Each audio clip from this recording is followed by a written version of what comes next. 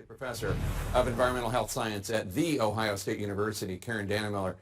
Professor Dannemiller, thanks so much for joining us. Right now, officials are monitoring a large plume of contamination moving down the Ohio River. At least 3,500 fish in surrounding waterways have died. There's a 1,000 square foot area around the immediate site of the derailment where toxic chemicals were burned. Is it too soon, do you think, for anyone out there to be saying that the air is safe or the water is safe?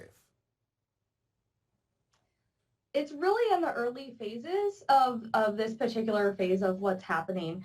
We've moved now past the acute immediate danger of when this happened and residents were asked to evacuate. And now that people are able to come back to the area, we're starting the more long-term phase of determining what's going on. There's a lot of ongoing testing in the different environments, in the soil, in the water, and the air, to determine what's in different locations. And we'll find out answers to these questions as time goes on. Does it alarm you at all that some of the people who return to the area are reporting strong chemical smells and that they're suffering from headaches?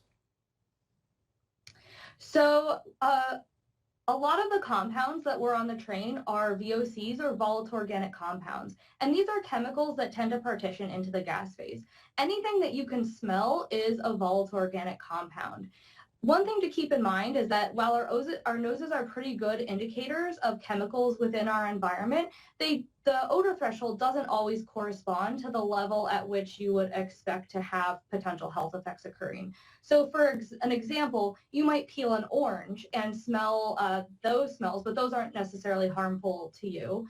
And there are other chemicals that you can't necessarily smell at levels at which they may potentially be harmful. So that's something important to keep in mind. The thing that's really going to determine what potential risks are resulting from the chemicals that might be in these different areas are the measurements that are currently ongoing. One of the chemicals on the train, vinyl chloride, is used to make PVC piping. Exposure has been linked to rare forms of liver, brain, and lung cancer.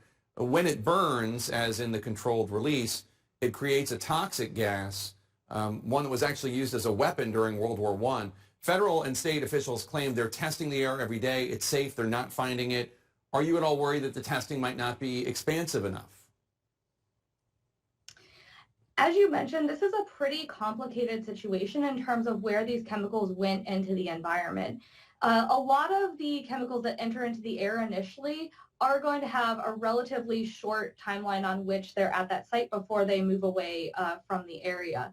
As you said, the phosgene that was being released at the time has probably stopped to be released after the burning was completed. Some of the other questions that still remain are how much of these chemicals got into the soil, which you mentioned acts like a sponge and might hold those chemicals there that can then continue to off-gas. So we're really waiting for those measurements to come back to determine where those chemicals are in the environment and looking for those numbers from the ongoing sampling. All right, Professor Karen Dannemiller, thank you so much. Appreciate it.